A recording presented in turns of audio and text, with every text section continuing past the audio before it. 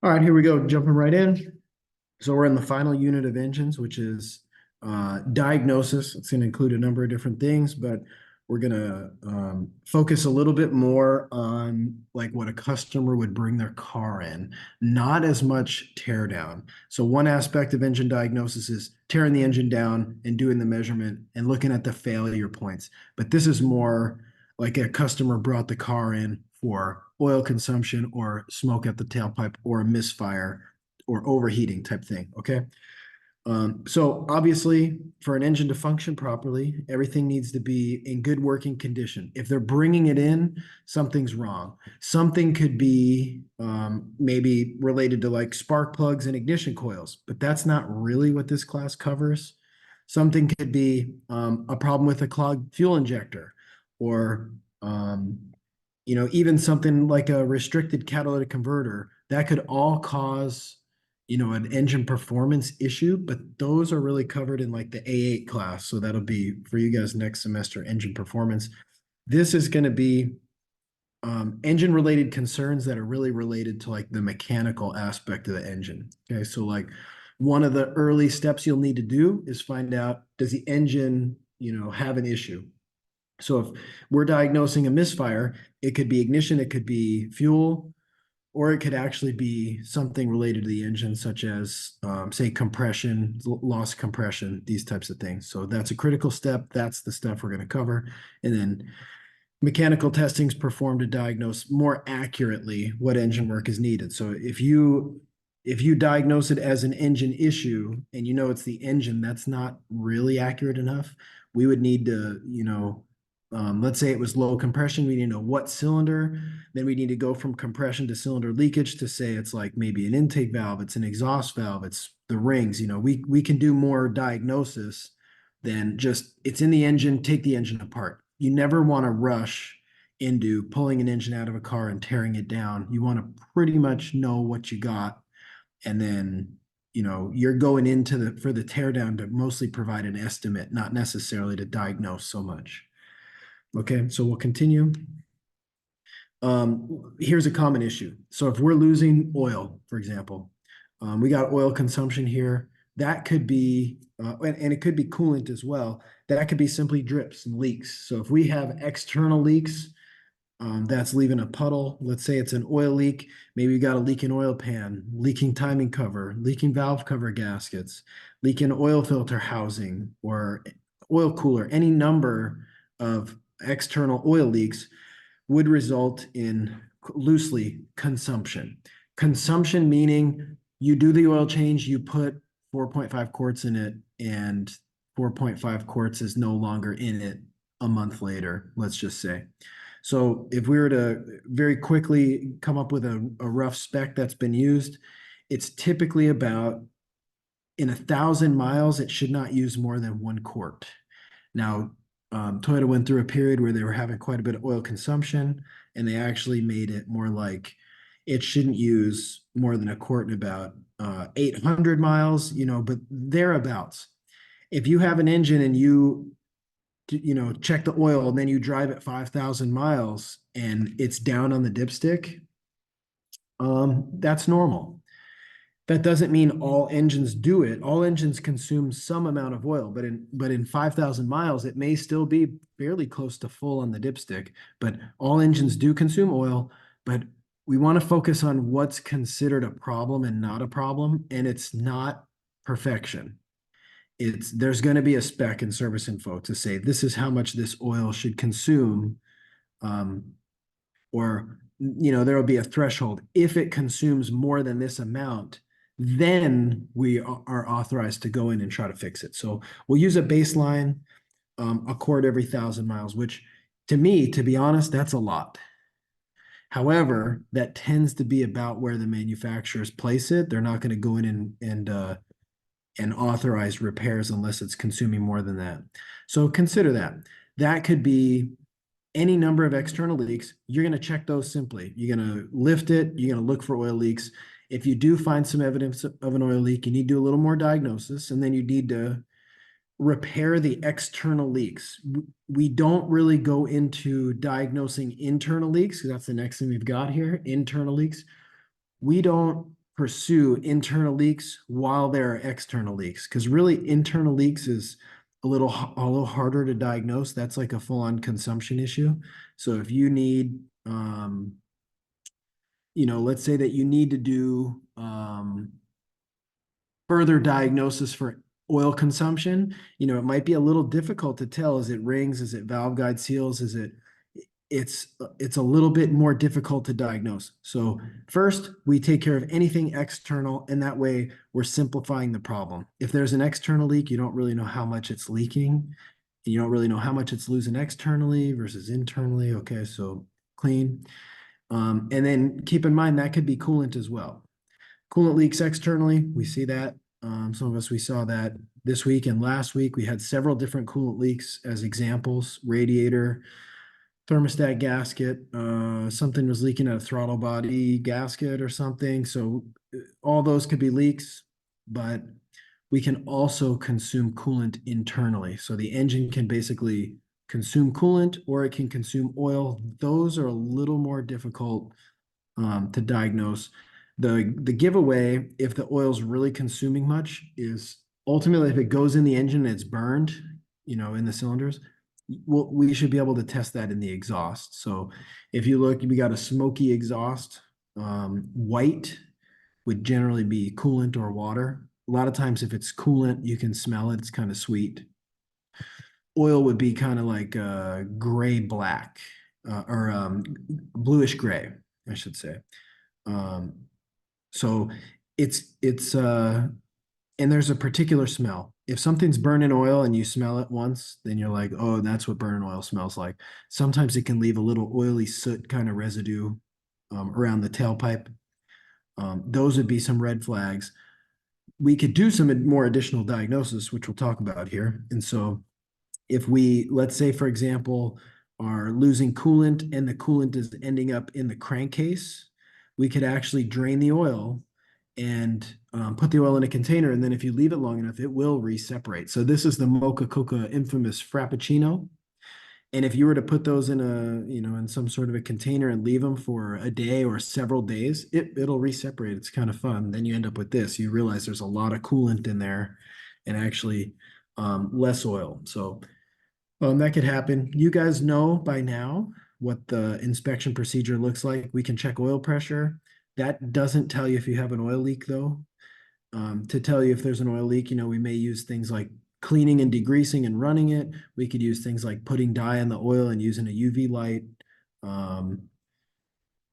There's some other less common things, like some people would actually spray a powder, like a talcum powder on there. You'd clean it, it'd be dry, and you'd spray. It's almost like put some flour on it and then wait to see if the flour looks wet. There's some stuff.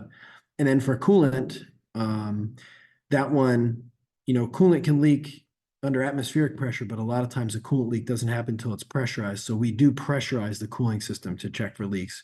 And we should be able to find the externals fairly easily.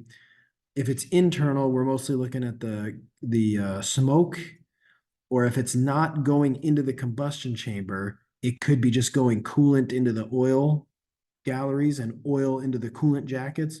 That would actually be evaluating the oil condition. So that's what we've done here. And we will cover head gaskets in a little more detail, but new students tend to simplify. Oh, if I've got a head gasket leak, I have a milkshake oil. Well, maybe, but that's only one type of head gasket leak. If you have coolant leaving a coolant jacket and going into the cylinder, you have white smoke and coolant consumption, but it has nothing to do with your oil being like a milkshake. That has to do with coolant and oil being connected through a crack in the gasket or something in the passage. Cool. So as we do a little more diagnosis, another giveaway. And again, this is talking about if your exhaust is smoking, gray blue is going to be oil, white smoke that can be sweet as coolant. But if you pull a spark plug out and the spark plugs look like this, it's not just normal dark. It's like there's excessive carbon buildup. There's a lot of black down here on the insulator. And if you actually wipe your hand over it, you can tell it's oil. That would be, really good evidence that it's consuming oil. So we zoom out for a moment.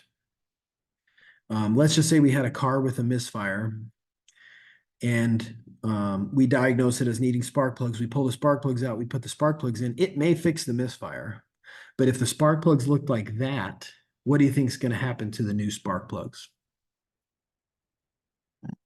Mhm. You think they're going to Well, last very long? same thing's gonna happen to them. Bingo.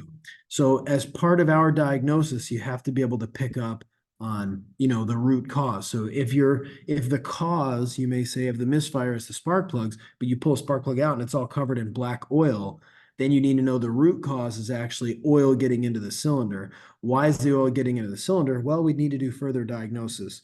Ultimately, we know it's in the engine, right? We could say, hey, you need an engine, but we really need to go more thorough than that. Is it bottom end? In other words, is it piston and rings and cylinder, or is it upper end? Is it head and valve guide seals and maybe even worn valve guides and stem?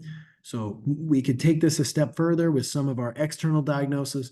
And then ultimately, if we really want to nail it down, you may need to go all the way to a full teardown and measurement. Some of those things we covered, units 2 and 3, where we're actually measuring the head, measuring valve guides, measuring piston to cylinder wall clearance, and et cetera.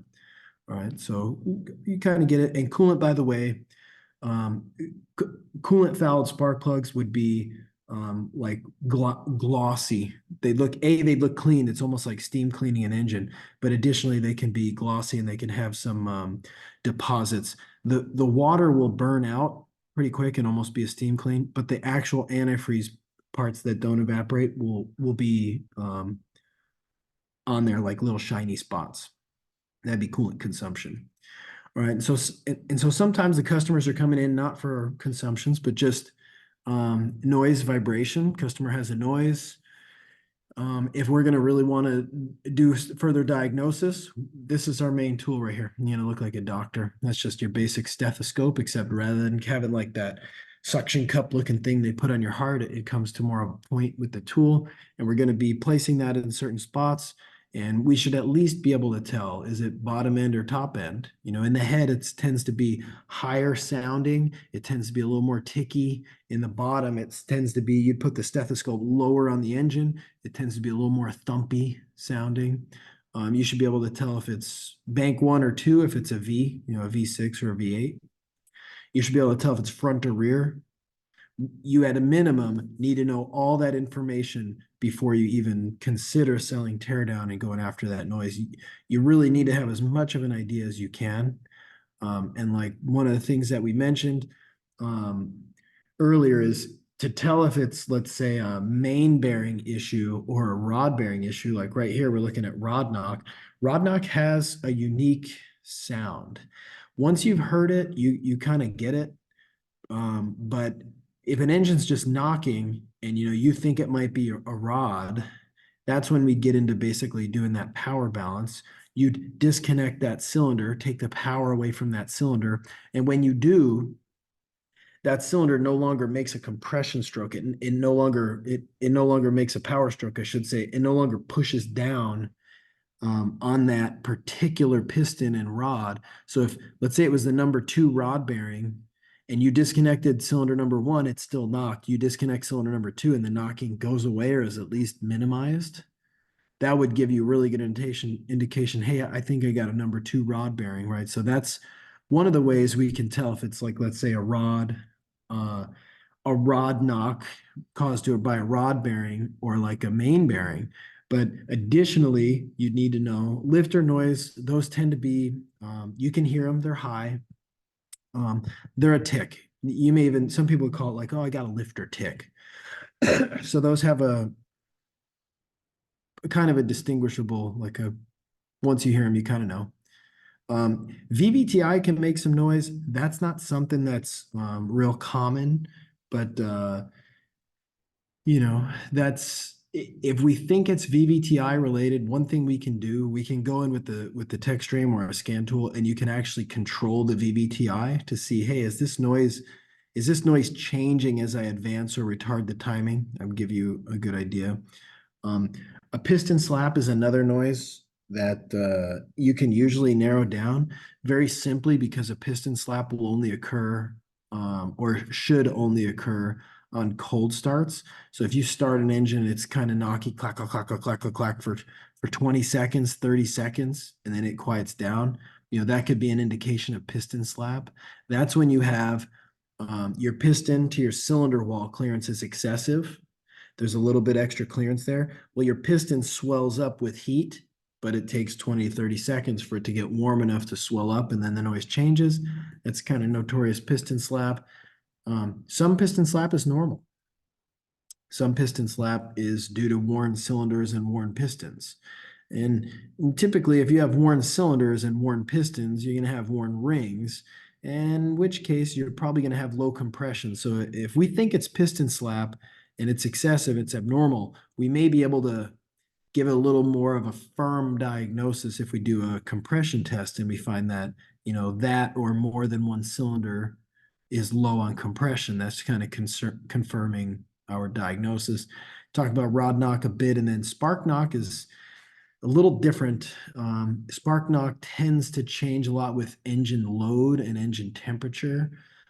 Spark knock can be due to if we have excessive compression, like let's say we had an engine and we rebuilt it and we bumped the compression up because we resurfaced the heads, or if we have an engine that's consuming oil and it's actually got a lot of carbon buildup in the cylinders, that could cause it to knock. It's basically the simple summary of spark knock is your cylinder compression and temperature is high enough that it's actually starting a flame based on the heat of like that carbon being hot under high compression, and the spark is starting a flame, and those flame fronts will clash like a pre-ignition, and you can hear that. So I've heard that several times out on the road. I hear a car and you can hear it kind of like, but only like under certain load. That one's kind of a funny one, but it sounds different than a lifter tick. It sounds different than a rod knock. So if we get one, I'm gonna stop everything I'm doing. I'm gonna try to get it on video. I tried to get one on video that I was next to in traffic at one point, and I just couldn't really get a good sound quality coming out. But eventually, I'm gonna get a video where you can hear the spark knock. All right, and you could YouTube it, but it's hard to get the sound right through speakers. So into testing, when we go to do this mechanical testing, there's a bunch of tests we could do, but the purpose of all these tests is to assess the mechanical condition of the engine. So if you think the engine's worn out, that's not really good enough. We need to actually do tests to confirm. So we don't say to a customer, well, you got 150,000 miles, your engine's shot. That would not be a best practice. That might be a prediction. If it's 150, 200, 250, 300,000 miles, we kind of know like your engine's going to have some wear. But, really, if we're dealing with a misfire, we need to actually check compression before we tell them that that cylinder's no good. And so that's kind of what we're doing. It's a process. There's several steps we can do. The first thing we're going to do is a visual. Now, when would you do it? It would be related to the customer's concern. So if a customer comes in and they just say, I want, my vehicle to be, I want the maintenance performed, we're not doing compression testing. We're not doing oil pressure testing. We're probably not even going to do coolant pressure testing. What would prompt it is, I got a low oil level light, and it's only been 3,000 miles since my oil change, and you check it and it's low. Then it'd be like, okay, now we're going to do some mechanical testing because there was a problem. Or a real common one, customer states, oh, my engine has low power, my check engine light's on. You check it with the scan tool, you find it has a P0 300 something, 300 or 301, 302, 303, etc. It has a misfire. Now, at that point, you got two ways to go. In fact, you got many more than two, but I'm going to mostly cover two. One is you say, well, it's probably the spark plugs, and you just assume put spark plugs in it. But did you test the spark plugs? Well, in this case, No. So you don't really know it's spark plugs. Now, spark plugs are kind of common, but they've gotten a lot better. So they don't really have issues like they used to. They used to need spark plugs once a year. It's kind of crazy. Good old champions or something. But if you uh just go with what you think, that's not really diagnosis, that's just guessing, right? So you can say, oh, stage one repair is put spark plugs. You didn't even really check anything. So that's one way. The better way to go about it is to say, well, the possibilities, the potential causes for a misfire would be, um, maybe it's got no spark. We can test that. Maybe it's not getting the correct amount of fuel, and we can test that, though I'll give you, it's a little trickier to test that one than it is a spark. Or maybe it doesn't have the correct compression. And that one's, we can test that too. So if you were to go ahead and, let's say, do it at method A and you sell them spark plugs, that doesn't fix it. And then you say, well, we should do coils, and that doesn't fix it. You say, well, it's got to be injectors. If it's not injectors, it's the engine. I would say, well, why are we putting parts on this engine if the engine is no good? So the way I would like you all to think about it is, when a car comes in for a misfire, sometimes it's simple and sometimes it's not. But I would say to check compression sooner than later, because if you do find out it has an engine problem, and that's going to be thousands of dollars to fix, you want to have the customer know that right away and say, hey, you might not want to buy the 4 new tires and the front and rear brakes and the coolant flush and whatever if your engine has an issue and needs to be replaced. Make sense? We should figure out that the engine needs to be replaced as soon as possible. So I'd recommend doing things like these compression tests. Once there's a reasonable um, expectation, or like good evidence that it could be the engine, I'd start getting them done. So we'll talk about a whole bunch of engine tests we're going to do, but that should give you the perspective. We don't just do the tests, we do it when it's reasonable. There's reasonable expectations that we may have a problem with the engine. Cool. And we don't do it after we've replaced everything around the engine and the only thing left is the engine itself. Like, we should qualify it to see if it's good or bad sooner than later. All right. And then um, this is not real, um, like mainstream official, but sometimes when you crank the engine, you can tell if something's wrong.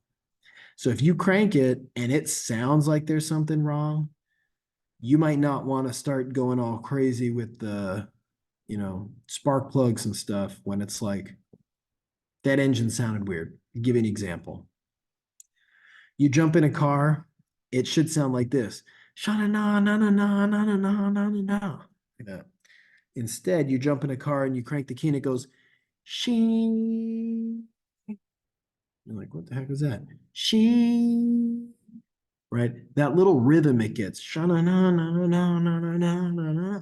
That's, you're hearing the compression of the cylinders, and there is a rhythm to it. It's like compression on cylinder one, compression on cylinder four, compression on cylinder two, compression on cylinder three, compression on cylinder one. Sha-na-na-na-na-na-na-na.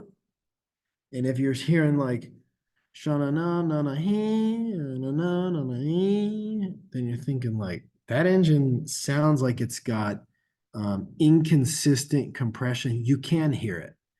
Is that enough for me to say it's defective? No. But I want to factor it into my plan. If it comes in and I get it for, let's just say a no crank, a crank no start, or even a misfire, the way it sounds when it starts, that's going to help sway my decision on what I'm going to do. I'm probably still going to check that for DTCs, and I may still check spark first. But if I check, let's just say fuel, checking fuel, there's a lot of different ways to do this. If it's port fuel injected, I may, let's say I were to pressurize the fuel system and then command the injector on, and the injector is going to cause a certain PSI of fuel pressure drop. That tells me that fuel injector is spraying the fuel. Other people would say, like, measure the resistance of the injector, check the Noid light, a lot of stuff you guys learn in A8 class. But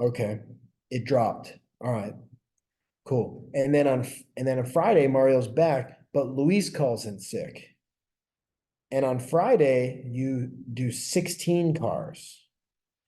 Okay, that was kind of weird. And then on Saturday, Luis is back and Colin calls in and you drop to 12 cars. Tell me about your employees. When all four of you are there, you did 16. When Mario was out or when Colin was out, you dropped to 12. But when Luis was out, you still did 16. What's that tell you about Luis? He not working. Exactly. No Some offense. better than others. That's exactly what we're looking at, though. When we do this power balance test, we're basically disabling cylinders and we're looking at the RPM. When we disable, if it's a four cylinder, when we disable one cylinder, the RPM should drop. You could feel it stumble, blah, blah, blah, blah, blah, blah, blah, blah, blah, blah, blah, blah. And then you plug it back in and it comes back up. That tells you, you could tell a difference when that employee was there and when that employee wasn't there. So that means that employee is pulling weight. But then when all of a sudden, when you pulled cylinder number two, sounded the same, you plugged it back in, it sounded the same. You couldn't tell whether that employee was there or not. That just tells you that employee ain't doing nothing, right? Or at least a very reduced rate.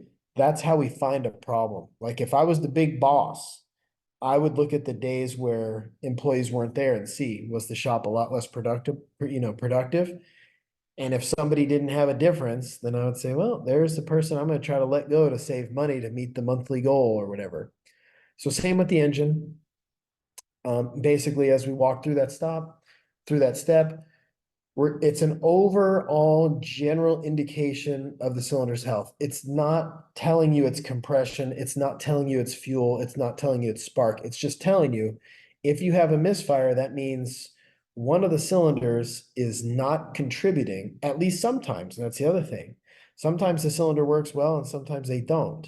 So we might have to do a little interrogation in a way and try to figure out what the real deal is, but it's a general indication. So when we disable a cylinder, it should produce a RPM drop. The greater the difference in the RPM drop, the greater the difference between the cylinder's ability to produce share of engine power. So like if it drops off a lot, that means, hey, that cylinder was working a lot, right? Like when Colin called in, all of a sudden the cars dropped from 16 to 12. It was like, hey, he was really working. That was good. Colin was apparently doing four cars. I use low numbers, okay? I'm just dropping the expectation. And then you might say newer cars because they have electronic throttle drive by wire. This is hard to do on because you'll disconnect the coil and it might start to drop the RPM, but then because the computer is trying to maintain RPM, it'll just open the throttle more and it'll have the two or three cylinders that are working basically trying to do more work to keep the RPM the same. So this worked really well on old cars. It doesn't work quite as well on new cars, I got to admit. But you'll understand the concept, and that's sort of what this is saying. Now, how do you do it? Well, a lot of times you can go in and just say like turn off a cylinder, disable a cylinder, go in the scan tool, and basically it's giving you a menu that you would use for the power balance. Other times, you may have to go in and manually set it up. So that would be like you could find a screen that says turn off injectors, and you would manually select cylinder number one and manually turn off injector number one. It just wouldn't be called like a perform a power balance function. Or if you are going to do it old school, you can either disable the fuel or the ignition. Most of the time, ignition's easier, but like if it was a carbureted car, ignition was the only thing you could disable. If you disabled the carburetor, none of the cylinders got fuel anymore, so you didn't have a choice. So you'd pull ignition wires, probably get shocked, and you'll love it. Next thing you know, you'll have no hair. Now you guys know how I lost my hair. Getting shocked by those secondary ignition wires. Or if it's a newer car and it's got coil unplugged, that's pretty easy to just disconnect the low voltage wire for the coil. That would do it. Or if it's fuel injected with one injector per cylinder, you can disable the injector. Different ways to do it. Determine which one you're gonna do. Depends on what you wanna do. Cool, so this is showing you through the scan tool. Go in, start it, allow it to idle, record the idle. If the idle's 1,000, then we're gonna go ahead and, in fact, this one's 701, so let's call it 700. And then you're gonna go and, go to a cylinder number 1 injector, turn that cylinder number 1 injector off. And if you look, it's the idle speed is gonna change. This one actually did something weird because the idle went up because the computer was trying to compensate for it. So it's a tough test, but if you were to just do it normally, you would write how many RPMs it dropped. Cylinder 1 dropped 38, cylinder 2 dropped 36, cylinder 3 dropped 39. 4 dropped 0. You guys can understand 4 is not producing. Made no difference with or without. Apparently they weren't pushing. Cool. And then on the text stream, you can do similar things, but additionally, what's kind of cool, you can graph the RPM. You can also graph the like the crankshaft or camshaft sensors if you wanted. Gives you a little bit more info, and there is one more major benefit with the text stream we'll cover in a little bit. All right, with that relative compression test. So when we talk about spark plugs, you guys know you're pulling them off, making sure nothing breaks. That's why we use the spark plug socket, and then keep them in order. The reason we really want to keep them in order is because we're going to inspect them. Inspect them for damage, inspect them for buildup. You should be able to tell if they were coolant, burning coolant, or if they were burning, let's say, oil. And let's just say you had one of them that's burning a lot of oil, you'd know because the black oily residue, right? But if the black oily residue is only on one of them, you really need to know which cylinder that came from. So if you didn't keep them in order, you have no idea which cylinder it came from. You really ruined your chance to diagnose it right then and there.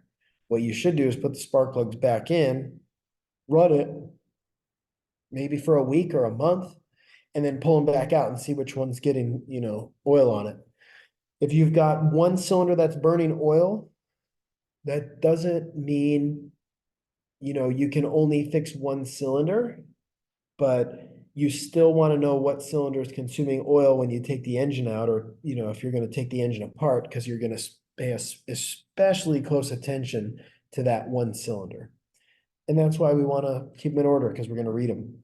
You can check the gap, and this is not really what we're talking about in this class, but I'll throw it in as a detail. This one's looks oil fouled, actually. This one's brand new, but the thing is, you should gap them, correct? You should gap them, but if this is like a laser coated or iridium coated or some high-end platinum coated spark plug, you're really not supposed to use a gapping tool like this, because it'll actually scrape the thin, very high quality coating that's on there. So you're really kind of just supposed to like verify the gap, but not really slide the tool in, and not really, don't scratch the electrode. All right, so everybody knows. This should come what they call pre-gapped if they're iridium. Now, I'm not saying they're all going to be iridium or platinum coated, but if they are, they should come pre-gapped. If they're not gapped correctly, that means like the box got dropped and you're actually supposed to return them. You're not really supposed to open it up and pry the electrode open and realign them. Cool, just FYI. All right, and then let's say we do all those tests. Let's say we do the power balance test and we find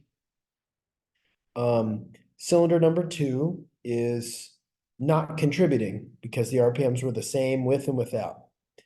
One of the things you could do that's not exactly covered is like a spark test. It's easy. Pull the coil, hook up the spark plug tester, connect the spark plug tester to a good ground, crank the engine. You're just literally looking for a spark on there. Simple. If it's not sparking, you're chasing ignition problems. If it is sparking, that means the spark is good. That's all it really means. Then you're like fuel or compression. Let's go down the path of compression, because that's really more my focus. Fuel and spark are a little more engine performance related. Engine repair class, A1, we're going to talk about the low compression condition, right? So let's say we hook up the compression tester, which remember, this is when you say a compression test, it's implied we're talking about cranking compression. There is a running compression test that we could do, but that would be very rare, not real common. That would be like you think you have an engine breathing problem, like maybe the camshaft is an opening on the intake or exhaust. Just to go ahead and compression test it is implied. We're just doing cranking. All right, so we're going to run through the steps. When we go to do this, we're expecting all the cylinders to be within about 10%, maybe 15. Another thing that people will mess up here is, especially like on a V8, if it's a V8, you got to test 8 of them to get all the compression numbers. If you start testing number 1 and you end with number 8, number 8's going to be a while later. Your battery may start to be discharged. So you may have high numbers.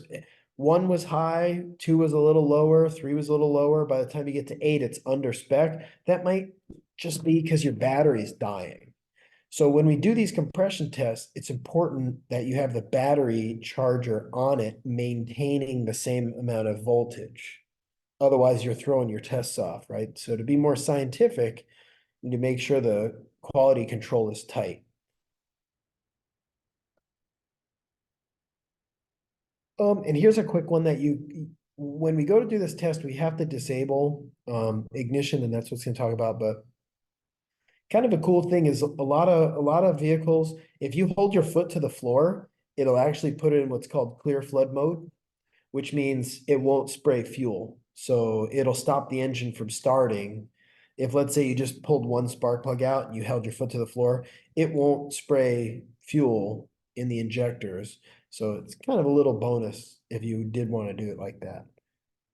Right, and then you're gonna remove the coil and or the spark plug and or coil, depending on what type it is. Gonna go ahead and right here it says disable the ignition system by grounding the coil wire. That's what you do if it's like a distributor. If you have a coil and a ground over here, that coil is going to try to jump the gap, however big it is. That makes the coil basically work as hard as it can. So if you were to, let's say, be doing this test and you were to pull a spark plug wire off and have a big gap, that coil will try to jump that gap, and it's hard on the coil. It'll ruin the coil. So the preferred method is actually to just ground the wire, and that'll make the coil's job really easier. It sounded kind of silly, and I never used to really cover it, but then we did have a car. It wasn't even here, but some students had a car and they disconnected the wires and they cranked it to do this compression test. And then we put it back together, it wouldn't start. And all that cranking actually killed the ignition coil in this older style car. It had one coil to fire all the spark plugs. All those plugs being disconnected, but the coil still, the wire still being left with a big old gap, just worked the coil as hard as it could, and it actually burned it up. So better to ground it, all right? But if it's coil on plug, I want you to notice what they're doing. They literally just disconnect the little gray connector right there. They might be gray, they might be black. I guess they could be any color. But when you disconnect that, that's what's called disconnecting the primary. So if you disconnect the primary, that takes the secondary down. The secondary is the high voltage one. That's something we're going to be covering Monday. All right, but primary voltage is the little wire. You disconnect the little wire, you no longer have to disconnect the big wire. It's kind of what it's saying. So these are easy to disconnect. That's another way to do power balance, by the way. If you want a power balance, just go ahead and disconnect those. But otherwise, disconnect them and that'll disable the engine from starting because there's no ignition system connected anymore. Right, and then disable the fuel pump was a good idea. But on new cars, it's kind of interesting. As soon as it's cranking and it shows that it's not firing up, like especially if it sets misfire code, a lot of times it'll stop the fuel pump and the injectors. It won't run the pump to pressurize it, and it won't open the injectors to spray it. It won't really do either.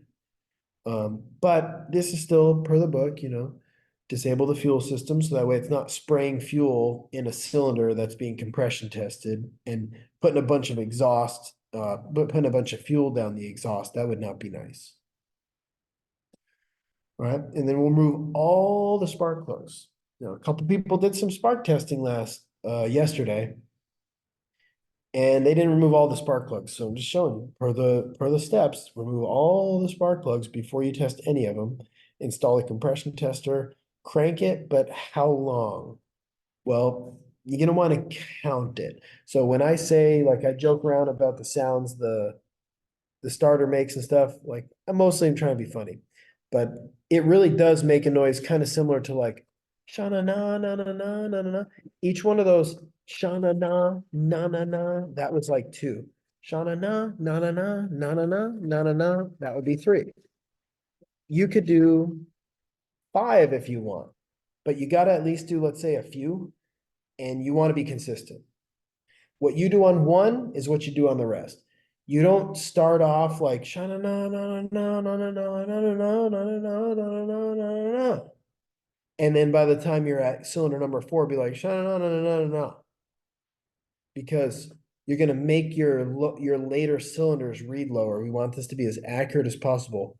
Very consistent. Very consistent. Book calls for at least 5 revolutions. Shana na na na na na na na na na na na na. Whatever you're doing, keep it the same. Okay, then you measure the highest point. So the compression tester has a valve in it. And that's why it holds that number. So if you were to go to do this and you didn't see the number on there, that might just be because you don't have the valve in there. So this one being 145, almost 150. The Schrader valve will hold that compression in there. And that's for a cranking test. You could do a running test like that too. It depends. Right. And then that's what it's saying. Crank it. And then you get your numbers and you write them down. And then what's it say? If any of the cylinders are low compression, perform a wet test. Like what? What's that mean? Well, that means put like a few drops of oil in each cylinder and then redo the work. Redo all the same steps. If one comes up a lot, like let's say it was 120 and after the oil it's at like 160, what's that tell you? Anybody think they know? Worn out rings. Yeah, something in the bottom end, exactly. Rings, maybe score in the piston, maybe score in the cylinder. But the oil helps the ring seal, but it also helps any little defects in the cylinder seal. So if wet testing brings it up a lot, it's bottom end. If you dry test it and then wet test it and it comes up 3 PSI, that's normal. That doesn't mean that it's bad though. That means like that's acceptable. It's normal. They all don't seal 100% and oil helps all of them. It just doesn't help at 20, 30, 40 PSI unless there's a problem in the bottom end per se, which we'll come back to the bottom end soon. All right, cool. So that's your adding the wet test in. And then relative compression test, what I've mentioned, but I'm gonna show it to you the way that I would do it, and then I'm gonna explain to you the way that it can be done, but we don't generally do it this way. Okay, so here's your tech stream compression test. It shows you which ones to go into. It's under utility, I believe, and then right here, you're gonna actually check the cylinder compression under active test. Oh, it's under active test, not utility. When you do that, then you're gonna crank it. You have to follow the steps carefully. Like if you wait too long, it won't work. You have to click the button and then literally be cranking it within, I think, like 2 seconds. And then after you crank it, there's gonna be a second where for like just a little time, it's gonna throw these numbers up on screen. And if you notice, 253 seems like it won. It's the best. The higher the number's wrong. So when cylinder number 1 was on its compression stroke, the crankshaft was spinning fast. When cylinder number 2 was on its compression stroke, the crankshaft slowed down. 3 slowed down. 4 slowed down. 5, 6, 7, 8, 9. Sorry, not 9, unless you got a 9 cylinder. 5, 6, 7, 8. They all slowed down when that particular cylinder was on the compression stroke. Make sense? So that's what we're really testing. We're not measuring, it doesn't tell you compression. It won't tell you good, no good. All it will tell you is RPM, and that's up to you to kind of remember, hey, if something's got a lot of compression, it would slow down when it's being cranked. Make sense? So based on these numbers, how should we proceed? That's a good question for you. How should we proceed with these numbers? What should we test next? You think we should test spark? You think we should test fuel? You think we should test the exhaust for being clogged? Like, because we got an issue here. 253 is too fast, which means cylinder number one is not making good compression. What's the number? I don't know. I just know compared to the other cylinders, it's too fast, which means it's making less compression than the others. And if you'll recall back here, when we do the cranking compression test, we want them within 10 to 15% of each other. This number over here, that's not within 10 to 15%. That's too much variation. So the compression's low. Then we could probably go to our compression tester. And if we wanted, we could do a regular cranking compression test with the compression test tool. That's probably what makes the most sense to me. Then after that, we got to do more tests. That's what we're getting into here. Cool. So this is a quick test. And for the record, when you do this, you don't even need to,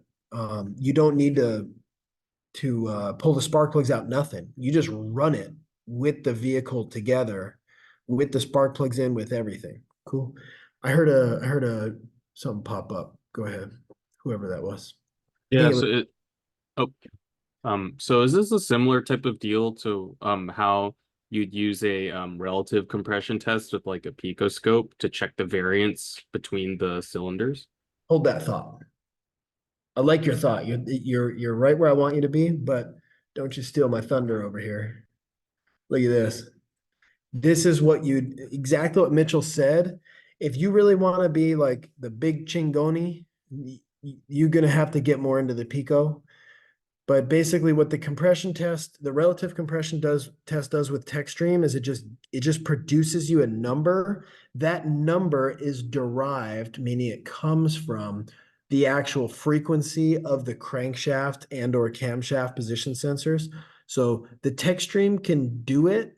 The TechStream can make it simple. The TechStream's a great test, but if it's not available on the TechStream, or if it's another manufacturer and they don't have the function, or if it's older, you could do it with the picoscope too. So the picoscope, we'll say picoscope because it's the brand name. It could actually be any digital storage oscilloscope, actually. But we're going to basically do the same test. We're going to disable the ignition. When you do it on the TechStream disables the ignition for you. You don't need to do it. But if you're going to do it manually, you need to disable the ignition. Then you need to, or the fuel, and then you need to remove the spark plugs, which technically, there's a couple ways to do this. So I'm actually going to edit this. I'm going to stop at this screen. You would leave the spark plugs in, and then you would graph the crankshaft and camshaft. I guess you could technically just graph the crank. We'll make it simple. You graph the crank, and every time you crank it, your crankshaft speed is going to go up and then down. The down is the compression, right? The down is like woo, because it's building that compression, right? And then let's lie and let's just say it's a 4-cylinder, and let's say it goes cylinder 1, 2, 3, 4. No firing order. Well, actually there is some, but let's just say it's a 4-cylinder with a firing order 1, 2, 3, 4. The first cylinder is number 1, slows down, speeds up. Then the second cylinder on compression is number 2, slows down. And then the third cylinder doesn't slow down as much. And then the fourth cylinder slows down a lot. You'd be like, hey, the cylinder number 3 didn't slow down a lot. That means it's low compression on cylinder number 3. But you'd have to actually graph all that. So you have some raw data you have to go through. So you're looking at the Pico and you're gonna actually look at it. I'm gonna skip, just don't look at really exactly what I'm showing you. Because this is actually a different test, but the test you're talking about is another good one. This one right here, you'd look at the graph like this, and you'd see each cylinder where they drop to go to compression, right? And then you could evaluate which cylinder is low. That's one way to do it. The way that I was actually going to show you on this is using a pressure transducer. So it's another way you can do it here. A pressure transducer is just like a compression tester, except it's electronic. So with this test, you have to remove the spark plugs, hook this pressure transducer up. If you look, it looks like a spark plug, a compression tester adapter, and it threads down into the spark plug hole. And then it basically sends the pressure to this thing called the transducer, and that converts the pressure into voltage. And then the voltage goes to this box, and the voltage goes to the pico. And then you're going to crank it just like a normal compression test. And then right here, we're actually measuring the PSI. We're doing a compression check. The PSI of, let's say, cylinder number 1. It was on intake, so it was low pressure. Then compression, it built, peaked. Then decompression is basically when it would be the power stroke, except there's no power stroke because we took the ignition and disabled it and or fuel. So it should come up on compression, go down on power, but you'd actually look at this peak number. This one only made like 60 PSI. So that sounds a little low, but this is the example. Then it's going to come down as it's coming down. And then when it's exhausting, it's going to stay low. And then when it's intaking, it might even be just a bit lower. And then the pressure builds back up on compression. So if we're using a pressure transducer, you're measuring pressure. You're just not looking at the gauge. The gauge only shows you the highest reading it came up with, and because it's trapped with the Schrader valve. Whereas the oscilloscope with a pressure transducer, you can see an actual picture of it. You can be like, oh, I see the compression. It was smooth, So if you have a really hard one to fix, you could actually use this, and you might see some defect or something in the waveform is basically what you're looking at. So those ones are kind of cool. Now that's a little complex. Do you guys have any questions on that? Pretty intense stuff. We do have a video on the tech stream relative compression. If I get a video on the transducer, I'll get it for you. And if I get a different video on the different technique, which is using the crankshaft speed, I'll get you that video too. Somebody who raised their hand, go ahead. I was going to ask if this is something we're going to be doing in class for the diag. Compression test, yes. Cylinder leakage, yes. Power balance, yes. Vacuum test, yes. Relative compression test using TechStream, yes.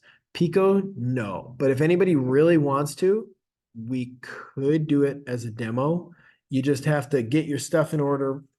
The thing with the Pico is a little tough because I don't think the pressure transducer is really worth having myself, but some people really like it.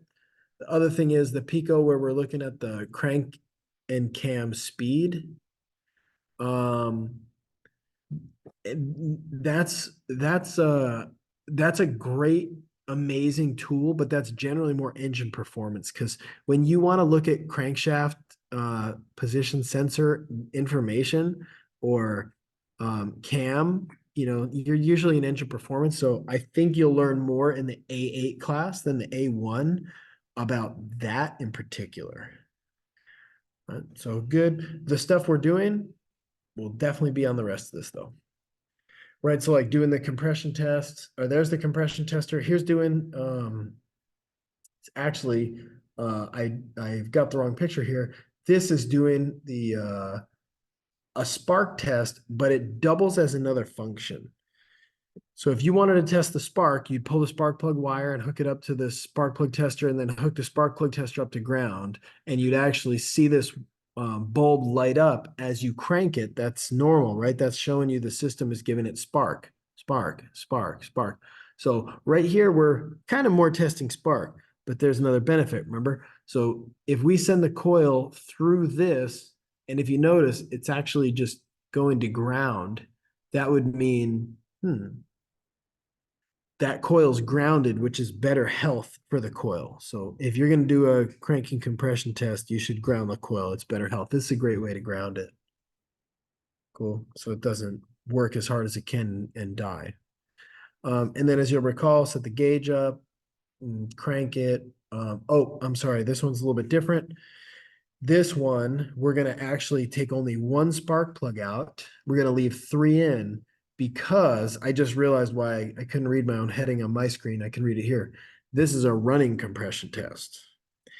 In a running compression test, you leave 3 spark plugs in and you only have 1 out. Or if it's a V8, you leave 7 in and you leave 1 out so you can actually connect the gauge to the one that's out and then have all the other ones working. So you install the same, it's the same tester though. The cranking compression tester is not special. It's cranking and running, same tool, just different technique. So we hook it up the same, we just leave the 3 spark plugs in there. And then we actually start the engine. And there's a couple things that we want to do. You start the engine with the valve in it, this is going to hold. So if it's at 100 right there, it's going to hold 100, it's going to stay. So what we want to do is actually push that little button. If you see there's a button on here. If you push that button, it lets the air bleed out, and then you're going to literally watch as the compression climbs. Let's say it goes like 2, 4, 6, 8, 10. You know, you're going to basically get an idea of how quickly it builds up. If you had, let's say, a camshaft that wasn't opening all the way on the intake valves, it would build up slowly because when your cam is worn, you're not opening the valves as far as you can. It's slower for air to come in, so the compression will build up lower. It's basically a breathing test is when you do a running. It could be another way though. If let's just say you were to do this test and it were to pump its way up to full fast, like in 2 pumps, it'd be like 60, 100, pump. That would be really fast.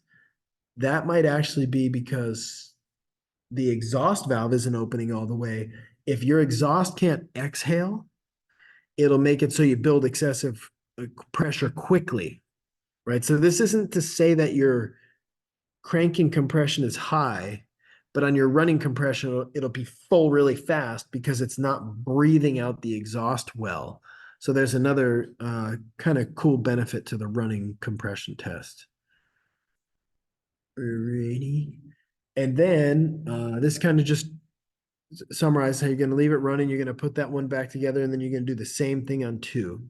And then again, the wet test, I think you guys got. The wet test is a good rough indicator if it's going to be bottom end or not bottom end.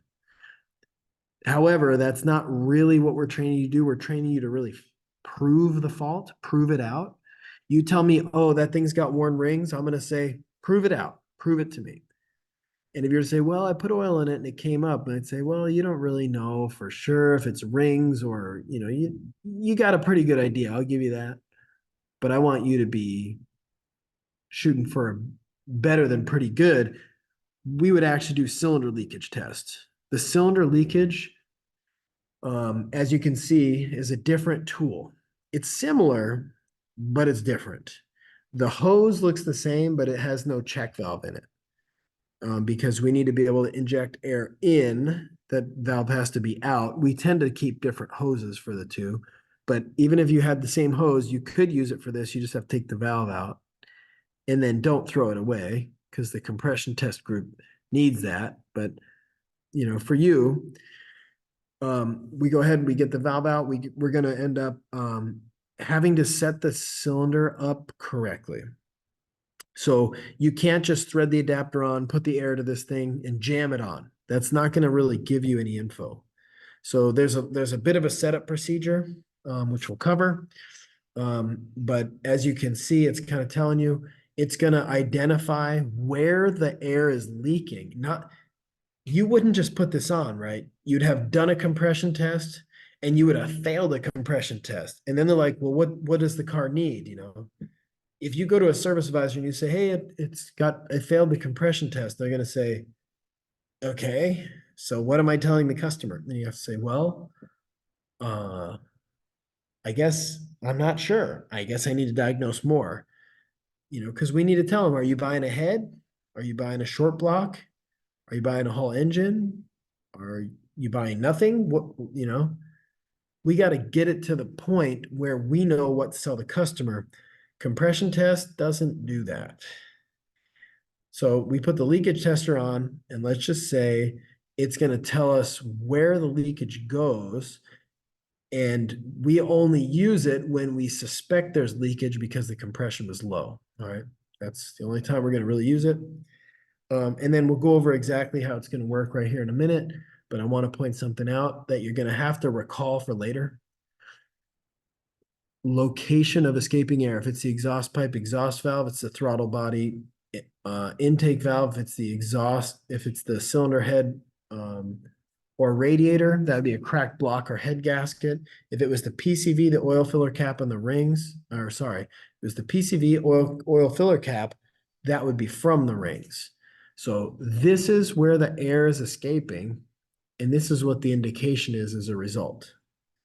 So if you didn't know any better, and you were to do the compression test, it were to fail, and you were to bust out the cylinder leakage tester, and it were to come out the throttle body, that tells you a lot of information. If you didn't know, you'd be like, so the throttle body leaks? The answer is no, we shouldn't be we should not be losing compression. We should not be losing air, making it to the throttle body. If the air is making it to the throttle body, how did it get there? It's not because the throttle body has a problem. It's because the air is going through, do you recall? The air is leaking out through the intake valve to get to the throttle body. Cool, so that's the purpose of this test. Here's what it looks like in the kit. They vary. One thing I do want to point out that people tend to get caught up on is first, we're going to hook up the shop air. And then we're going to turn this regulator to get this needle to the set point. Okay, set is basically where we set it up. It's probably going to be about 100 PSI, right? And then we're going to actually connect it to the cylinder. And this is going to drop from set to some number, depends on what the leakage is. If it's 20% leakage, it's going to be up here at the 20 number. That tells you it's leaking 20%. And that's not great, but that's not bad. The thing is, if it gets to leak 40%, then it's starting to be like, yeah, it's leaking moderately, right? So if you set this up and it's in the green, apparently the cylinder's not leaking. And if it's in the yellow, very good. The cylinder's leaking. You found something. But what the heck are we selling the customer? See what I mean? That's where the compression test comes up short. So you got to do this test, and then you got to get the number. And then from there, that's when you got to go to these things and be like, where is it leaking from? So you get your ears out and you pull your radiator cap off, you pull your oil fill cap off, and you're going to listen for the air leak at each of those points. And that will give you a pretty darn good idea of what you got. Cool. So like to visualize that, and this gives you some specs. Manufacturers say typically up to 20% could be okay. It kind of sucks, but that should all be 20% through the piston ring, especially cold pistons. There's the little ring end gaps. It does leak some stuff. But when we get there, and it's kind of giving you the steps. When we do that, we need to do it. I'm going to tell you by the book, and I'm going to tell you how to do it. You need to do it on top dead center compression. Okay, that's by the book. Makes sense. But I'm going to challenge that just a bit. Okay, so here's the image. If we pressurize this cylinder, all we really need it to be on is either compression or power, right? Because in compression, the intake valves are closed. The exhaust valves are closed. On the power stroke, the intake and exhaust valves are closed. Make sense? So as long as it's on one of those two, if we put air to it, it should hold.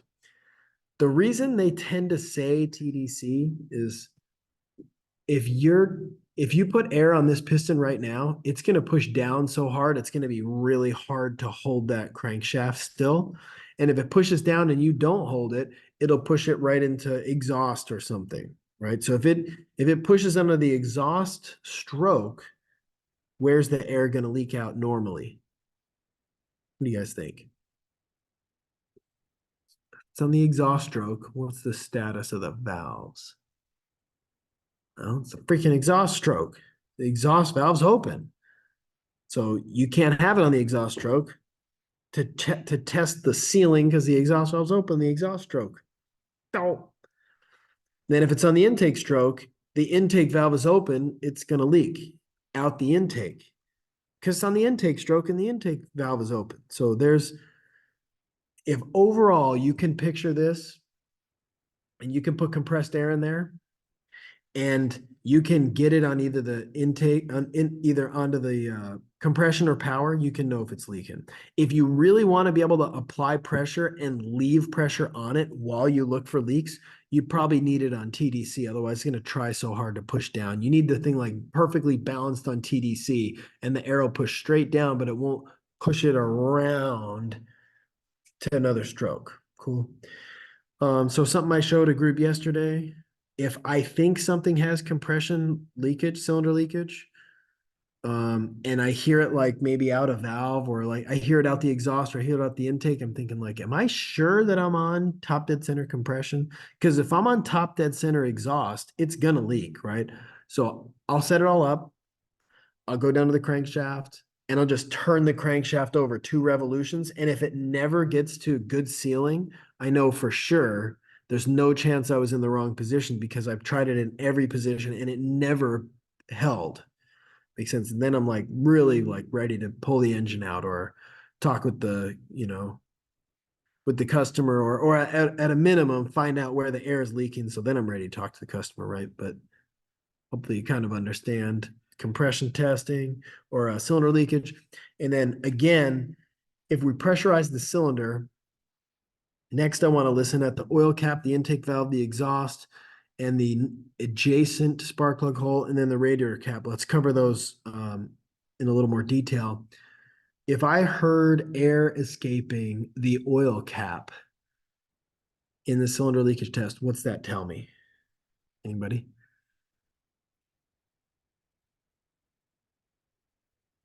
Is it leaking? Does that mean it has low oil pressure? What's that mean?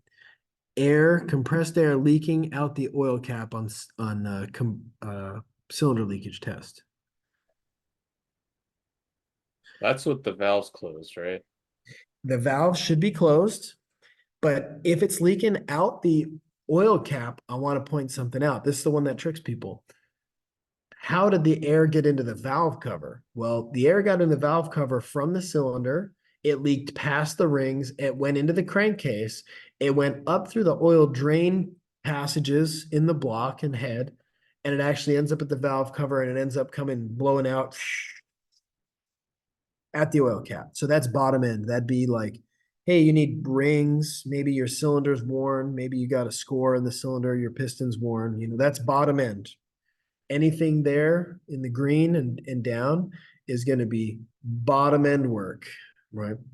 Whereas, cool, we're good on that one. Let's say you heard it out the intake, that would be over here. So the air is somehow, some way making it right to here. How's it getting to the intake? Someone new.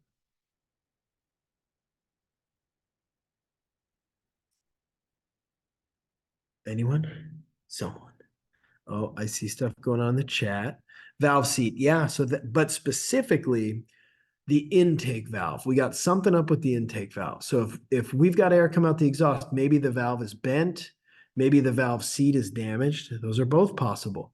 There's even a slight possibility that this cam is literally so far, if it's got like valve clearance that's so tight, the cam could actually be holding the valve open because it's got valve seat recession and it's now holding the valve open. That's why I was saying when we were talking valve adjustments, if your valve's really out of adjustment, it can make a misfire because it'll hold the valve open. Kind of makes sense. That air coming out of the intake, the throttle body, you're all over the intake valve. Not just necessarily the intake valve, but all the things that could cause air to leak out past the intake valve. Cool. And then with the exhaust, exact same thing, except exhaust valve. Sums up that exhaust valve, the exhaust valve seat, something like that. Okay, and then adjacent, which that's why I put next door. Adjacent means next door. How would air leak in air inject into cylinder 1 and leak into cylinder 2?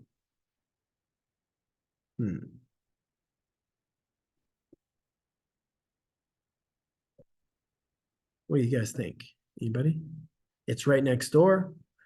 It's only separated by a tiny little bit of the head gasket, right? The head gasket has the cylinders and they come together, and right there between my hands, there's just a little bridge right there. If it blows that bridge out, now you got compression leaking from cylinder 1 into cylinder 2 and from cylinder 2 into cylinder 1.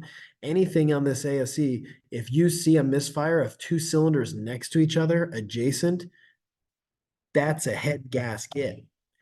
That's a head gasket right there.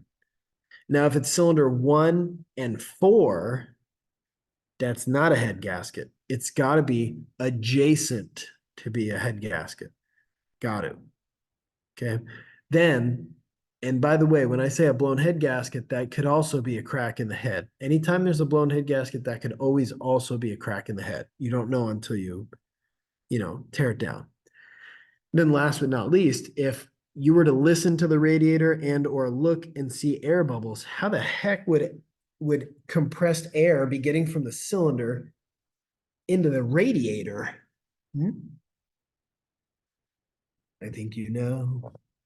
I think you know. Yep. So the infamous head gasket failure, but in this case, the head gasket wouldn't be like your milkshake. It would be like your it'd actually probably be a misfire. These cars can do some weird things where you start it up and well, like the Subaru example, it may overheat because there's air in the cooling system and it tends to get blocked behind the thermostat, and the thermostat will no longer open because it's not submerged in coolant. So that'd be a good example. Or if it's more extreme, I've seen where like you'll start it and the whole cooling system will be like under a lot of pressure. If you take the cap off, it'll spit stuff out of it. You can almost tell that the cylinders are firing into the cooling system. So it can be a little bit crazy, like the Subaru where it was air pocketing the thermostat, or it could be like full blown. It seems like the cylinders are pumping directly in the cooling system and just blowing stuff right out the radiator. Could be anywhere in between. And then again, when we say head gasket, we mean could be a head gasket, but could also be cracked block, warped head, cracked head, these types of things. All right, cool. And so this one I thought did a pretty good job about showing you how to do the leakage test. All the spark plugs out, hooking up the tester, rotating the crankshaft TDC compression, which you should do, but sometimes I don't do if I'm trying to be fast, right? I'll just get the air on the thing and then I'll just start cranking it. And if in 2 full revolutions of the crank, it never builds, it never holds, I know it's got leakage, so you can color outside the lines a bit in that if you want. Okay, and then again, this is kind of telling you everything I've already told you. But we're not done there because we're pretty good on compression issues, but there could still be noises. We've talked a bit about how some of the noises could be. So how about like a customer has an engine noise and they think it's an engine problem, but it turns out to just be a belt. Or we've had some where it ends up just being like an idler pulley. So that's part of the reason that we really need to pinpoint it to be correct. And correct isn't just about not being wrong. I mean, if the customer thinks that they need an engine, but you find out it's just a belt, you're being a really good steward of their money. So pinpoint diagnosis of noise is going to be definitely critical. But it says right here, through an experienced technician's previous knowledge, noise diagnosis is a very tough thing to teach because it's like You can know some of the theories, like what we talked about. If you disconnect if you power balance a cylinder, like if you disconnect the primary ignition on cylinder 2 and the knocking goes away, you got a pretty good idea that that's a rod for cylinder number 2. But like a lot of it's hard to teach because you have to hear it. You have to, you know, listen to the exact noise, and I can't duplicate a lot of that for you. So we have some cars that have some faults, but I'm working on getting you one that has a particular engine knock. And I'm thinking about getting it here so you guys can hear this noise for yourself. In the meantime, you're going to learn a lot from an experienced technician who's heard noises before and been like, oh, do you hear that? That's a rod knock. Do you hear this?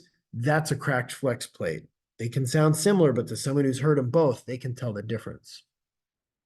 Cool.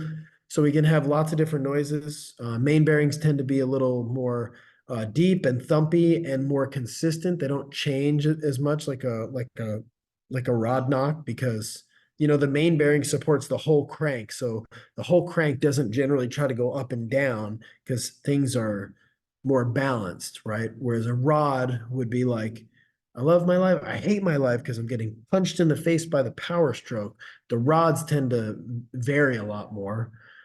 We could have light tick, like lifter thing, a whirring noise due to bushings in the water pump or bearings or even an alternator. Stethoscopes are helpful. And then again, vibrations can be tough because it's hard to separate the engine from the transmission. Putting in a neutral doesn't really separate them, but there's some a little bit of tricks that you can do.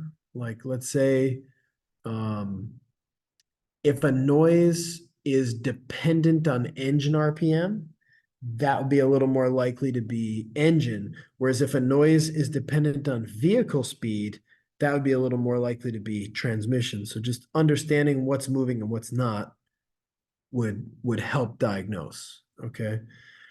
And then let's say, let me get my mouse back over there, be a little silly. So about noises, again, driving road testing, learning from someone with more experience is going to be pretty critical. And then if you get in a jam and you misdiagnose it, it can be a little problematic because you go into that engine thinking you're going to find something and then you don't really find anything. And then you're sort of like, what the heck do I do now? So be ready for that type of stuff. Now, when we jump in that engine, if it was a noise and it was related to the engine, we may find something like a damaged main bearing or a spun rod bearing or these types of things. But it's essentially confirmation. If we think it's a rod bearing or a main bearing and we go in and we look for it and we find it and we're like, yeah, I got it. That's kind of what we're doing. And then like I was saying, the rod noise is a tough one to teach. It's just got a particular sound. And once you hear it, you'll probably remember it. So if you've heard it, cool. If you haven't, I'm gonna try to get that car here. You can see that rod bearing's got a lot of damage. A lot of materials tried to, pass through there. You can see that's why it's in that rotation. Cool. And then like, let's say a piston pins tend to make a double knock. So where a rod bearing will go clack, clack, clack, clack, a piston pin will tend to go click, click, click, click, click, click. It's hard to diagnose, but power balancing that cylinder would again change the piston pin because we're taking away some of the force that's being applied to it by the power stroke. And then if you were to, think it's a piston pin, it's tough because you got to tear the whole engine down and sometimes have to press the piston pin out. If it's not a floating type, if it's a floating type, you got to pull those circlips off to get it out. And so it's a big thing to get to that point. So diagnosing is something that you want to get good at so you don't go 14 hours deep into an engine to check the pin with a micrometer. Okay, and then piston slap we talked about quite a bit. Again, has to do with mostly temperature. So if the thing is changing with temperature a lot, that's when you might look into piston slap. But it can be caused by, it could be normal, but it could also be caused by, like we were saying, a worn out cylinder, worn out piston, etc. If the piston's worn, I guarantee you the rings are worn. If the cylinder's worn, I guarantee you both the piston and the rings are worn, because things go kind of in levels of hardness. Like they tend to coat the cylinder pretty hard and the rings pretty hard, but then the piston's left pretty soft. So if anything's going to wear, it would be the rings and the piston. The cylinder shouldn't wear as quickly, but if those are worn, the cylinder is probably going to be worn too. So that's why we get good at our inspections, right? And valve train noise can really vary, but it tends to be more ticky. One thing I will tell you, if you've ever heard a car come in with low oil level, they tend to tick. The first thing to run dry is up top. If you're 2 quarts low on oil, your main and rod bearings are probably going to get what they need. And your valves are going to be, your lifters and stuff are going to sound like they're especially ticky. So I've heard that where a car comes in and they're sort of like tick, tick, tick, tick, tick, tick, tick, tick, tick, tick, tick. And the first thing I'll do is check the oil on the seat. Does this have oil in it? Because it doesn't have oil. It needs to have oil. And yeah, Renee's truck was a little ticky. Sergio did a valve adjustment and set the valves a little loose, and they were really ticky, right? So valve train has a high pitched kind of tap noise. It just sounds, you can kind of tell once you've heard it. And then there's even the possibility of like timing. Timing chains can slap too. So if we got timing chain noise, those can be a little tricky to diagnose. My experience with timing chain stuff is you can hear it coming from the front cover. Like it sounds like it's right there in the front cover. And sometimes you can pull the valve cover off and you can look at teeth like this. That would be a big clue. But generally, we don't have a ton of timing chain issues. The few that I know of, they're running into lubrication issues. So a timing belt wears out because it doesn't get lubed. Timing chain is dipped in the oil, or they have oil sprayers. Those should last a long time. But if they do, let's say, get not maintained and sludgy, that'll a lot of times clog up the oil sprayer, and then the chain will no longer get sprayed with nice clean oil because it's all gummed and clogged up. Then the chain will get hot, and it might dip, and sometimes they don't go low enough to dip, but it might get, if it's dry because it's not being sprayed with the fine mister, it's gonna wear. The cam and sprockets are gonna wear. One thing to remember, if a timing chain does stretch or wear and you're going to change it, you need to change the sprockets too. They're partners, so if you pull one out, you got to pull the other one out. They're made to go together. Live together, die together. Cool, so that's about timing chains. The other thing to consider is if a timing chain is stretched and it has variable valve timing, the system is watching the timing of that cam very closely. And if the timing chain is stretched, it's going to either advance or retard the cam, which is a little bit tough to understand. But if the chain is stretched, let's say on the right side cam and the crank is pulling down, but there's so much extra slack in the chain, it'll tend to pull the cam a little bit later because it's got to take the slack out quick. So what the system should do is it should pump up the timing chain tensioner. And if it pumps up the chain tensioner, it should take the slack out. But eventually the timing chain tensioner hits its limit. So if the timing chain tensioner can't go out any further, it will end up loose. You'd look at the timing chain tensioner and you'd be like, hey, that tensioner is way out, showing you that the chain is stretched, but also they can set variable valve timing because it's pulling on the cam late because it's pulling the slack out before it pulls on the cam. So just something to consider. And guess what? Engine mounts can make noise, but they're also kind of common to make vibration. So the purpose of this mount is to keep the engine isolated, meaning not touching the chassis. So if we say chassis, the S is silent for the record. So your engine's vibrating, engines vibrate. That's what they do. They shake, they just move. They move a little bit. They're not perfectly balanced. They just move.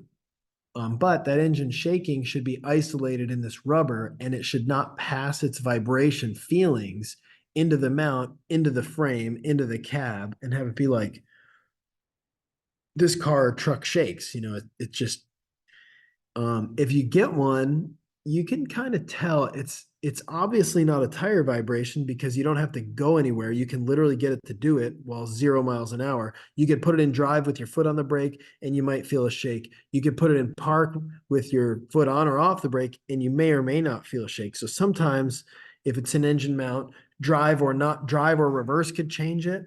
Park could change it. Sometimes RPM can change it, but it would never be like, oh, if it's an engine mount, it'll shake at 20. Like, it's not, the engine mount's not something that rotates. So you could get an idea if it's an engine mount.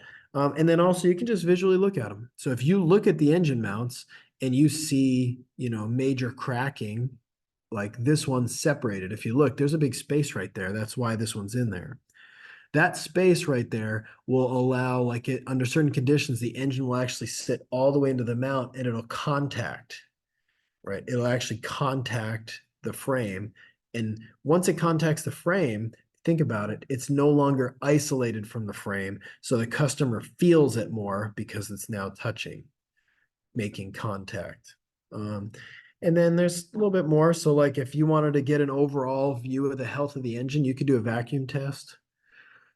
The vacuum test, you're measuring manifold vacuum. So you have to be able to punch into something that makes manifold vacuum. Sometimes the brake booster or something, but on a lot of the newer cars, we're running a lot of Atkinson cycle. And so if it's an Atkinson, like all the Camrys are Atkinson, they run such extreme VVTi valve overlap for emissions that they don't make good vacuum actually. A brand new, like the A25 FKS doesn't make crap for vacuum. It's actually so bad. The vacuum is so bad and unreliable that they actually built a vacuum pump in it.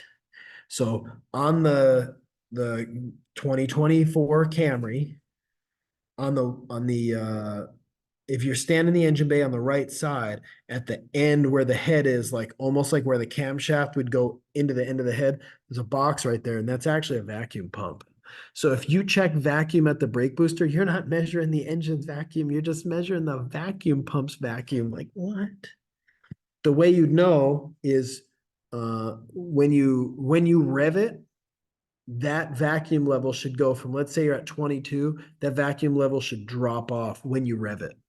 The reason why, you open the throttle plate and all the air comes rushing in, that shouldn't build much of a vacuum. So like we've talked about many times, under normal conditions, your vacuum should be, 17 to 21 inches of mercury at idle, but under wide open throttle, it should get close to 0.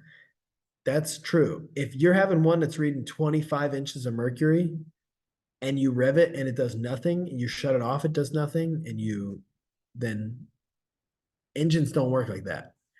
You'd be measuring a vacuum pump unintentionally on one of these newer cars, right? So just consider that and make sure you're to an actual intake manifold vacuum source running real vacuum, not funky running the pump thing. Question, go ahead.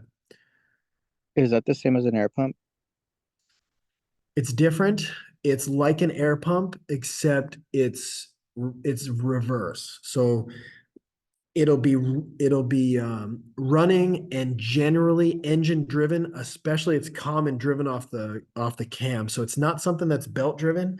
It's not something that's it's not like electric driven. It's not an accessory. It's generally like built into the engine, and it makes vacuum anytime the engine is running. Whereas air pumps can be different. An air pump could be driven by the cam, but it could be driven by the belt, or it might just be, driven electrically. So these are generally going to be more camshaft driven. So pretty fun. assuming that it's not an FKS or like some Atkinson cycle, you go ahead and you find yourself a nice vacuum source, and then you can check it to the specs. So 17 to 21 steady reading is good. Needle oscillating back and forth 4 inches could be like a burn valve. Low and steady could be valve timing issue. Snap acceleration drops to 0, but then it only reads 20, 23.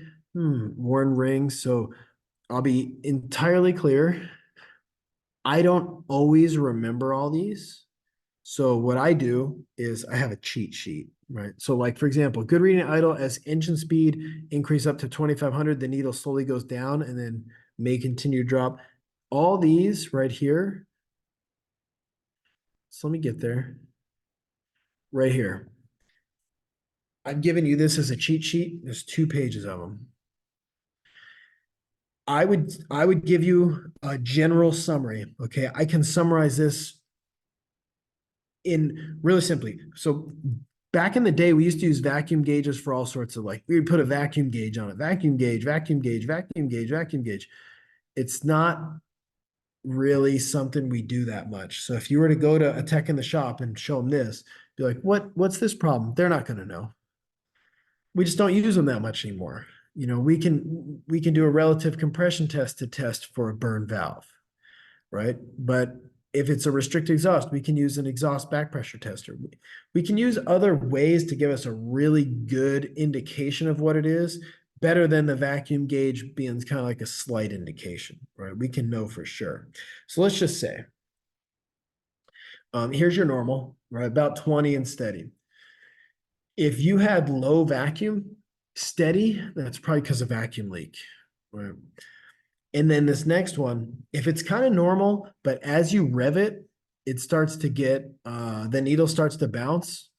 So this one right here, if the needle starts to bounce, that's telling you there's some like inconsistency with the compression.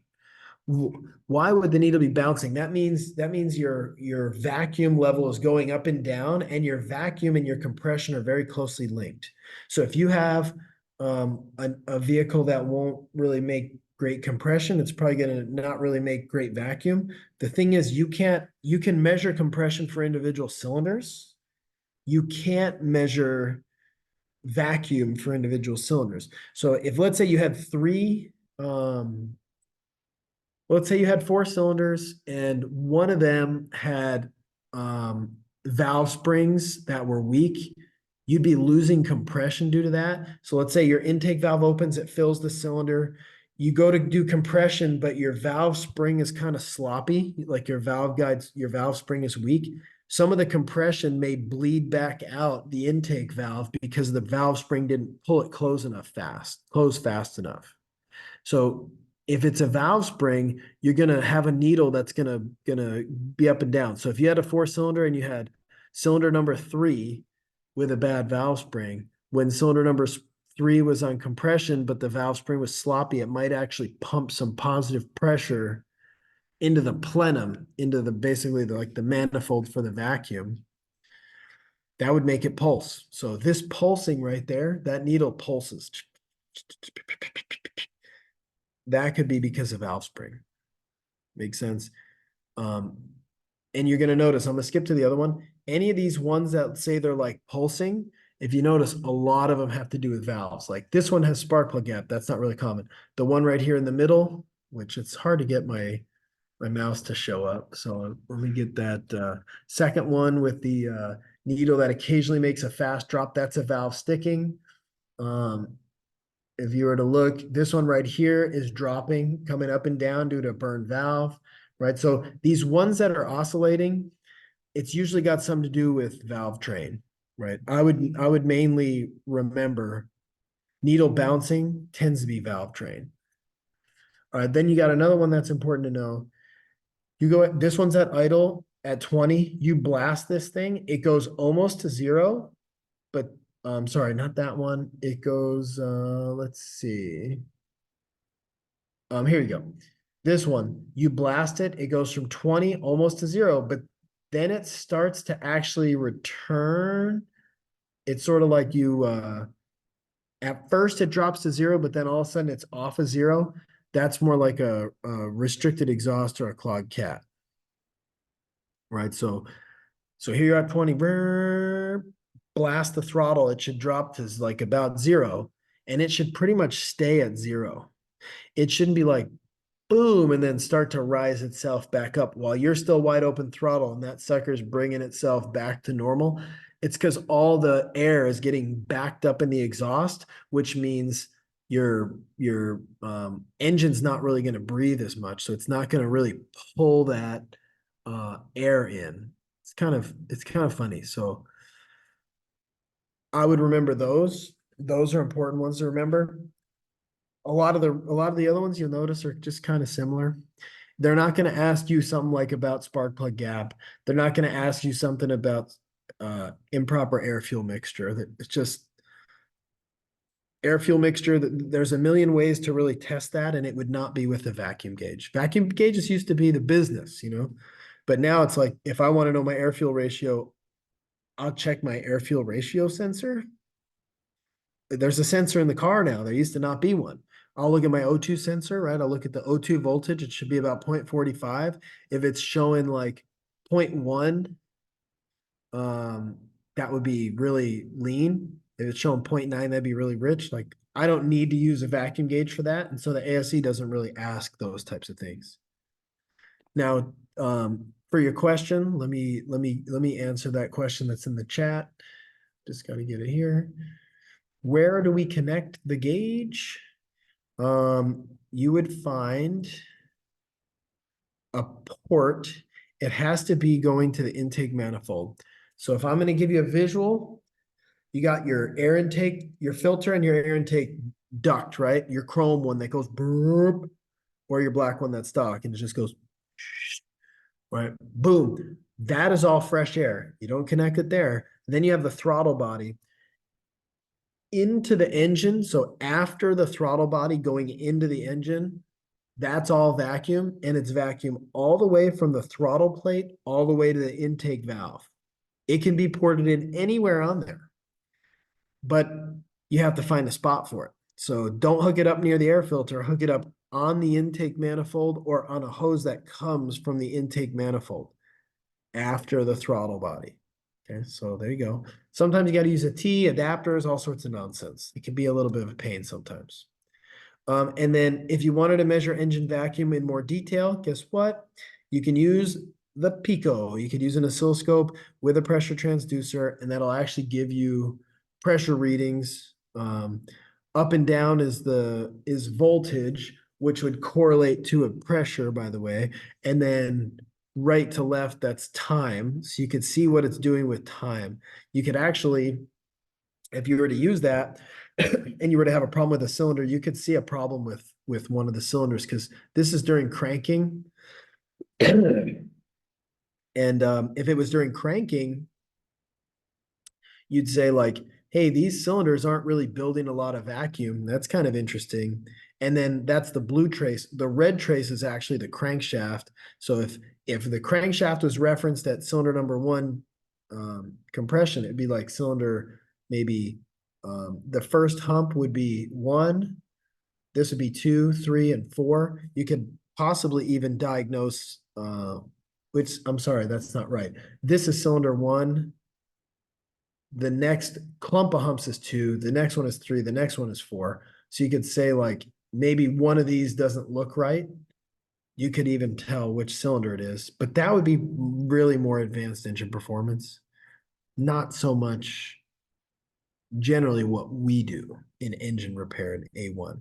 Cool. And then you could do snap throttle and you can see what the pressure does, etc. So if you really want to get in detail, you go ahead and you get the pressure transducer, which converts pressure to voltage, and you graph it, right? You graph it on the Pico. Cool. And then just a little bit more on oil consumption. If and when you have a oil consumption concern, the way that we really deal with those is we'll top the oil off. We'll probably, well, let's say that it's not for warranty. You just tell the customer, come back in 1,000 miles and I'll check it. But what you may be doing at the shop is putting a sealant tape or some sort of seal or something on the dipstick, on the oil filter, on the oil cap, and on the oil drain. You're gonna put some sort of seal or mark or something to not remove it. And then make sure it's perfectly set before you mark it and seal it. And then send the customer out for 1,000 miles, have them come back, make sure none of the seals are broken. And then you'll check the fluid level and you'd say, it's been 1,000 miles and you lost 3 quarts. This is covered. And that's excessive, right? So you just thorough on the process there. Then oil pressure testing. This is going to be a bit of a summary because this overlaps with oil lubrication systems, and it also overlaps in a second with cooling systems, but it's also diagnosis. Okay, so if we've got an engine and it's got knocking, we might check the oil, but also you might say, well, this engine knocks, especially like I hear multiple knocks. Let's see what the oil pressure is. You pull out the oil pressure sending unit. You will match up those threads, find the adapter, thread the adapter in. This one doesn't have any Teflon tape. It probably should, or liquid Teflon. And then, what you're going to do, you're going to start it and compare it to specs. And if it's as long as it's above the minimum, you're sort of like, well, the knock may be occurring, but it's not due to low oil pressure. Or you compare it to the specs and the low oil pressures, and it has low oil pressure. Well, then the knocks are due to low oil pressure, but the problem is fixing the oil pressure may not fix the knock, right? As soon as the bearings and stuff start contacting the journal, those bearings are going to be worn. And it might have been contacting due to low oil pressure, but the low oil pressure allowing the bearings to contact has now ruined the bearings. So you got to rebuild it. Right. So just understand you got in your mind pretty straight. It's still important to check the oil pressure because if the oil pressure is low, when we go in to do the rebuild, we want to make sure we're finding out why was it low. Did we find worn main bearings? Did we find a worn oil pump, etc.? Make sense? And then similar with the dye testing we had talked about, clean it, run it, check it for dyes, or if you don't want to get real crazy cleaning, you should at least roughly clean it, but then you can put dye in there and look for the dye. The little bit of a negative is if you put dye in your transmission and your oil and your this and your that and your that and your that, when it does leak, you have UV light dye everywhere. So I was working on one that had a problem with oil leak, but he had previously had a power steering leak, and they put green dye in the power steering fluid to find the leak. And now I'm looking around and I'm sort of like, well, if I put UV light in the oil, I'm not going to be able to tell what's a power steering leak and what's an oil leak if there happens to be both. So like the dye would help you, but don't just start throwing dye in everything because then, they got dye in all the fluids. And so you can't find out which fluid it really is. Kind of silly. But hopefully you can pinpoint the location, then you know what fluid it is. Right. And so there's your couple of examples. There's your valve cover, gasket. We talked about coolant. So this was something that we were doing in the last unit, but this goes a little more in detail. The block test is a chemical that reacts to combustion gas. If you put this on the radiator and you run the engine and you use the little bulb and it pulls any air out of the cooling system through the little fluid, if any of it has combustion gases that have been created through, basically burning fossil fuels, it'll turn that fluid yellow. So if you put it in this container and you do the test and it stays blue, you know at least it's not leaking in that way. Whereas if it turns yellow, you know that it has exhaust combustion gases in the cooling system. Those generally come from a head gasket. Or it could be a cracked block, warped head, cracked head, etc. Okay, so then of course we'll do a coolant pressure test to look for leaks, etc.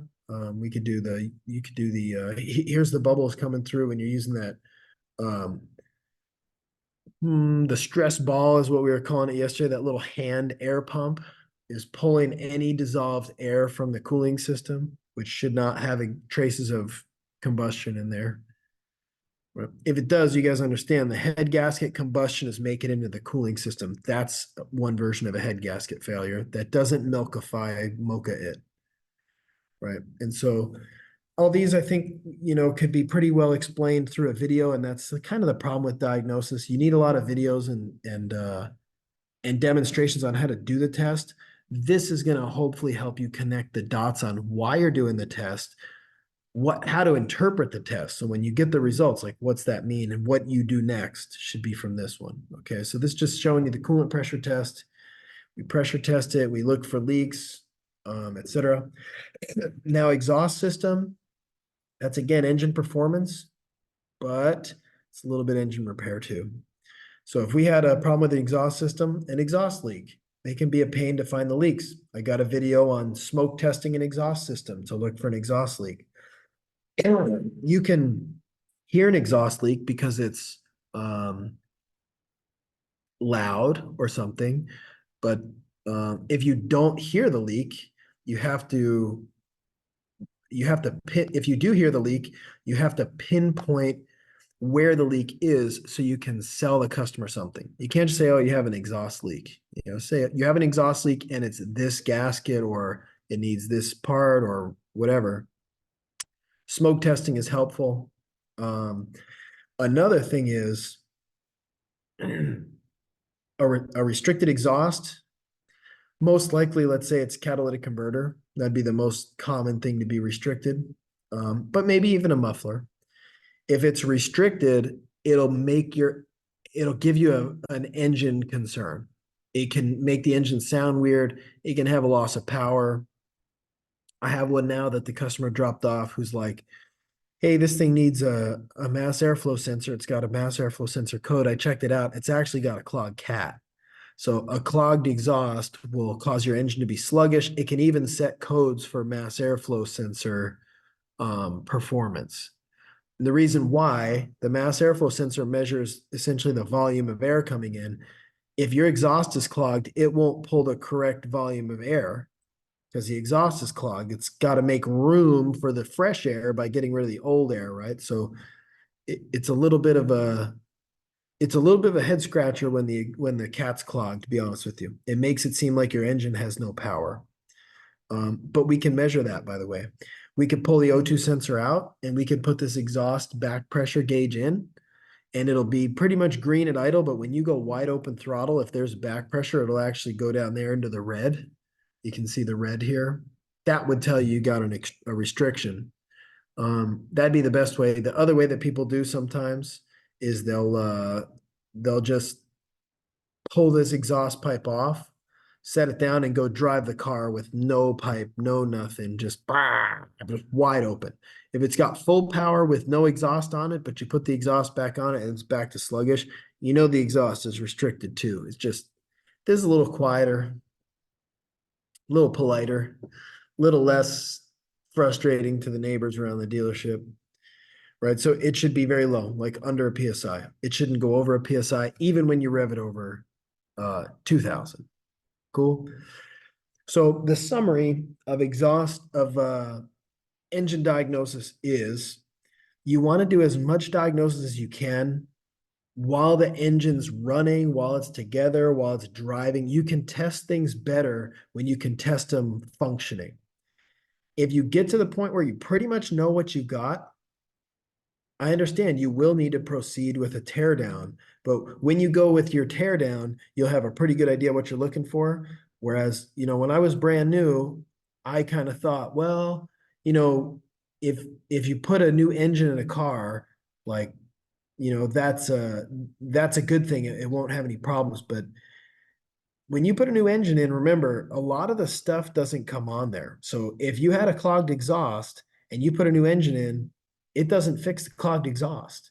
If you had an issue with the fuel system or with an injector or with an ignition coil, if you put an engine in, you're not changing the fuel system, you're not changing the injectors, you're not changing the ignition coil, you're not changing anything. So you only really want to go after an engine when it's an actual engine problem, low compression, consumption, noise, these types of things, you know, and our job is to make sure that it's in there before we go after it. And then our next step would be to tear it down and revert back to like units 2 and 3 when we were into the head and into the bottom end part of the engine. Okay, so now with the perspective straight, you guys got any questions?